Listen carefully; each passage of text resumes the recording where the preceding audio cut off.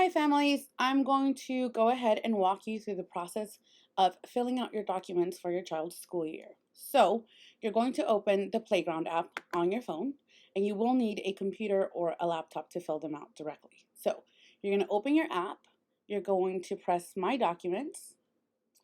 Your school forms should show up. If it doesn't, please let us know. You're going to press incomplete and then you're going to send yourself a link.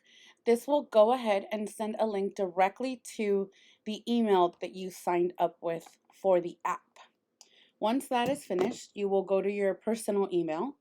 It will say fill out document from Playground. It should look just like this one. You're going to press that tab and it'll open another tab with the Playground app. You're going to log in as you would on your phone, and then all the documents will be right there. The only one that you're going to skip is your physical or physician's form for your child. That you're going to have to email to your doctor or print and send to your doctor. They can scan that document to you and you can get that back to us as an individual hard copy.